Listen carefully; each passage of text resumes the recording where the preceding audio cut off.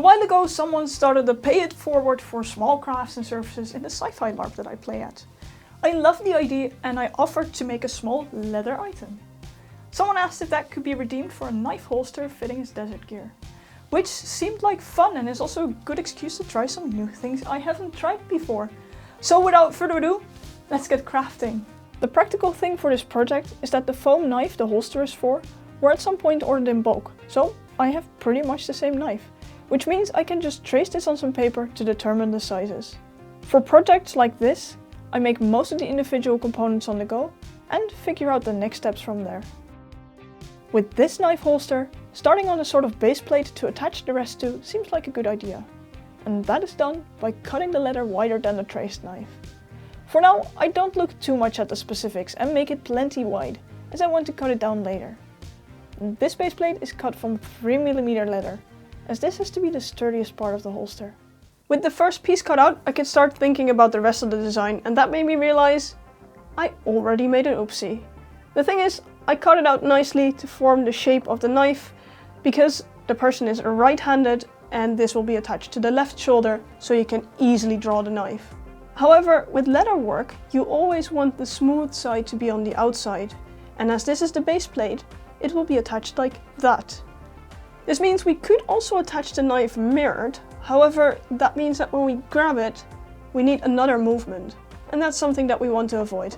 So, I might have already cut it mirrored. Now we can actually attach it like that. Which means that we can start thinking about the rest of the design. First of all, I want to start with the attachment of the knife holster to the shoulder strap, because once we've made the entire knife holster, the inside will be way more difficult to access. The entire knife holster will be attached to the standard system, of which I don't exactly know how to pronounce it. I guess it's molle, but that might be a very Dutch way to pronounce it. Anyway, it is a standard system with set distances for the width of these straps and the distances between the straps. I have one here, the person also has one, so I can just make it on this one and it will fit his. I like standardized systems. Anyway, my idea for attaching this is to grab a strap of webbing that can be inserted through this and then I guess close it with a button. Ideally, you'd use snap buttons, but I don't have the right things to set the snap button. I already made a mock-up of sorts with a button. And the idea is that this webbing attaches to this. I think I'm going to make it fit over 2 straps. And then the length, I think, will be somewhat like this, because you also need to account for the buttonhole. Let's see, that would end up as about 11.5 to 12 centimeters for the webbing. Let's see if this fits in here. It's gonna be tight, but I guess we can hide the webbing entirely behind this. So that means that we can start making this webbing and attaching it to the base. I figured out the exact slot placement on the paper base, which meant they could be transferred and cut out from the leather. With those cut out, the webbing can be inserted and we can determine the exact length that we want to use. After cutting it short, I folded the edges for sturdiness and sewed them in place. With this, also finishing the edges.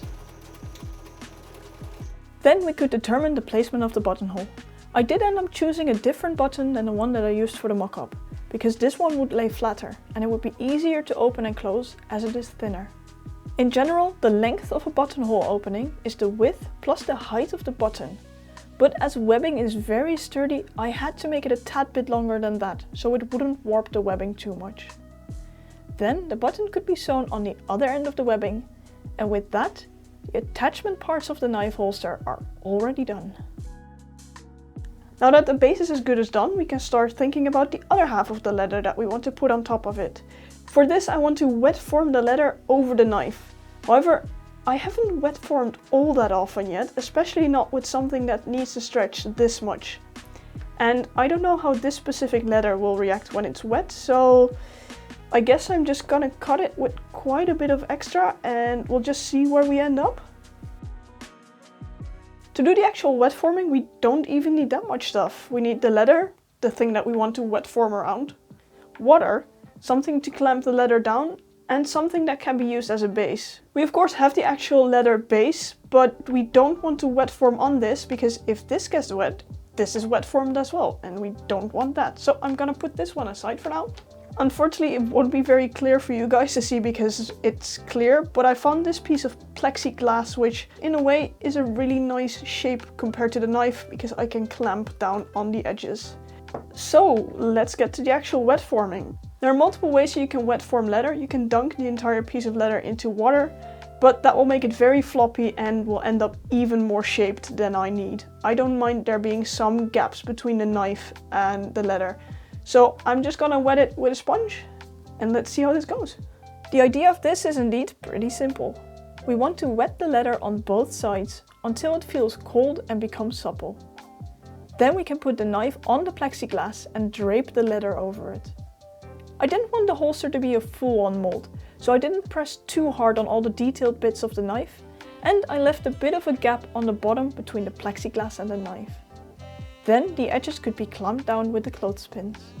In hindsight, the plexiglass was actually a really good idea, as I could see, and I can now show you very clearly what's happening. It is now a few days later, the leather has been able to dry completely. Time to take the clothespins off and then we can see what the next step is going to be. While it was drying, I did move some of the clothespins around and I already noticed, yes, the clothespins did leave dents.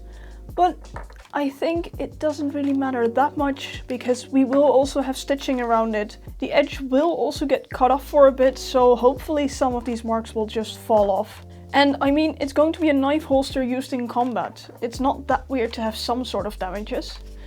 So let's see. That means that we can now take the back and see where it will fit. Now let's see, the big question is of course, can we actually draw the knife? I guess I'll have to put some of these back on. Oh, nice. That's actually already better than I expected. Because honestly, I thought it would get stuck behind here, but it turns out it doesn't, so that's nice. Now we have to start thinking about how we're gonna put all of this together. We of course have the knife, the backing goes over here, and then I'm going to stitch all the way around the edge. We have this bit of strapping that's going to loop through and make everything attached to the vest. And in total it's going to be held on like this. Which means that, just to be sure, I do also want a strap holding the knife in. And I want to have the strap loop around this part. And this is where we get to the, I'm going to try and learn one thing every project. I want to use this type of, I think it's called a revolver closure. I'm not sure about that. Anyway, the idea is that I think I'm going to attach a small leather strap onto the backing, have it loop over this edge, and then attach this on here somewhere. I think that will look pretty nice because then the rest is kind of clean, as in quite minimalistic, but we do have a bit of, in a way, decoration with the closure. So that means the next step right now, I think, is to cut this short and maybe cut this top short. I'm not entirely sure about that yet. Then we can measure the strap that's going to go over it, and then we have all the elements that we need to put this thing together. So let's get to the scarier bit of cutting. I wanted to see if I could have the holster end up below the green detail edge of the knife. Drawing this line was a combination of measuring and guesswork, after which it could be cut down. But in the end, it fit almost perfectly. I can live with this tiny visible edge. To make sure the placement always aligned, I traced the base plate onto the wet form part. It will be cut off later anyway. After which, the excess could be cut from the top part of the base plate as well. With this, I could determine the length of the closure strap and cut it from a scrap piece of leather. While doing the measuring, I did notice the placement is going to be a bit awkward, as there isn't a whole lot of space left on the base plate. Now that I have the physical strap, I could play around with it, and I think I have two options. Either I sew it down here so that there's plenty of space to actually sew it on, but that way, if you turn it around, the strap placement does end up kind of weird and very horizontal compared to what I want. Or I can glue it down here because I think there isn't enough space to sew it down. Also, apologies for the jittery fingers. My morning cappuccino and ADHD meds don't really go well together, but I still really enjoy my morning cappuccino, so oh well. Anyway, if I glue it down here, then the strap placement can be done in the way that I originally wanted it, but I'm not sure if just the glue is going to hold it on properly. So yeah, I guess that means that I have to make a decision on which one I prefer. Yeah, so for the option that I can sew it down here, it isn't the prettiest. There's quite a big gap of leather here. But maybe if I wet this, I can flatten it down a bit, and then I think it actually does look a bit like what I originally intended. So I might actually go for this, just so I can be sure that it's actually properly sewed down here. But first, my favorite part of leather work, skiving the edges. After which, the placement on the holster was marked with a scratch awl, and the placement of the stitching on the strap was marked as well. To both make the stitching easier and sturdier, the strap was then glued in place and it was stitched down. With the bottom half of the strap closed up, we can start looking at the other half. For this, I want to insert this kind of closure. And as I've never worked with these before, I kind of made a mock-up of sorts to see how I should actually make the closure. I punched holes of 4 and 5 mm and then cut a slit down of 1 cm so that it opens up. I already checked it and I cannot insert it in the 4 mm hole, while for the 5 mm it takes a bit of effort, but it goes in quite smoothly. It's also staying pretty well, but if you put force on it, it comes out quite easily. So I think I'm going for the 5 mm, and then with the placement, I think I can just put it on here where I want it and then see what the placement's going to be on this half. For revolver closures, you punch a hole and then cut a small slit to make opening and closing a bit easier. With that done, it was very easy to determine the placement. Just close the strap and poke a mark in the middle of the closure. This could then also be punched into the leather and the closure screwed in tightly. I'm not going to burnish this top edge, but for a slight bit of neatness, I did decide to skive it. Which would have been easier to do before sewing on the straps, but oh well. All the individual parts are here and assembled far enough that it is now time to do all of the stitching around the outside. The annoying thing this time is, however, that because I cut this too wide, I can't just measure the stitch line from the edge. And I also don't want to measure the stitch line on the back and poke the holes through this side, because then there is a chance that it will end up wonky on this side and not nice and straight. And as this is the side that everyone's going to see, I want to keep this as clean as possible. I want to have the stitch line end up, well, as close to the knife as possible, almost in this curve where the leather curves up. And considering the knife is curved and there are more curved edges, I almost think that the best way to get it there is to do the thing that I do more often. It's quite scary. Maybe I should just wing it. Let's just grab a scratch awl and see if we can get a line on this location where I want the stitching to be. Which in the end worked out pretty okay. It helped that I could just put the scratch awl in the bend of the wet forming. I did end up grabbing a ruler for the few straight bits. Then the stitch holes could be pre-punched with a stitch fork. But as you might guess, this only worked for the straight bits. Unfortunately, I only have a 6-prong and a 1-prong fork, which makes going around the curves a bit more difficult. To still get the right distance, I carefully used the 6-prong fork to mark the location of the next stitch, and then hammered it in with the 1-prong. Again, to make stitching easier, the two halves were glued together, and after it dried, we could start on the stitching. For these projects, I use saddle stitching with 2 needles, which I have explained before in other videos, so I won't go into too much detail now. You can check the linked video if you want to know more.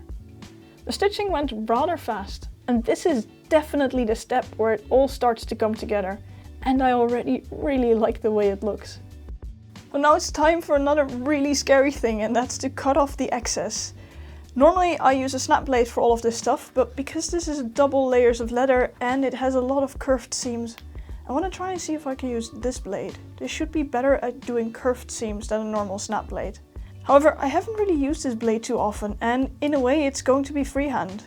So I've made a few test pieces and I think I can do it. So let's just see. I think I want to cut it off 5 mm next to the stitching, for which I have this wing divider set to the right distance. I can sort of make a marking with that, and then we can just go to town with the cutting. Using the wing divider was only a moderate success, so I went in with the scratch awl afterwards to make a more definitive line. After which the knife can be stropped for extra sharpness, and it was time to do the scary thing. It actually went pretty okay, and while the knife could have been sharper, I quite liked using it. Still, I will need to practice more with it, as the angles on the cuts weren't very straight. However, part of this will still be fixed a bit later on, and it's not that drastic that others will notice. These edges were then also skived on both the top and the bottom, after which they could be burnished for a nice and smooth finish. With this we are nearly done, but as the holster is made from different types of leather and only one part was wet molded, there were some color differences. Which is why I decided to oil the leather with some jojoba oil. Another bonus is that although it isn't a fully protective coat, it should still make it slightly more resistant to other weather influences. I think I ended up going with about 2 coats of oil. And with that, it is done. Not all projects need to be grand and large ones, and this one was super enjoyable to make, and I do quite like the result. So much so that who knows, maybe I might make one for myself as well.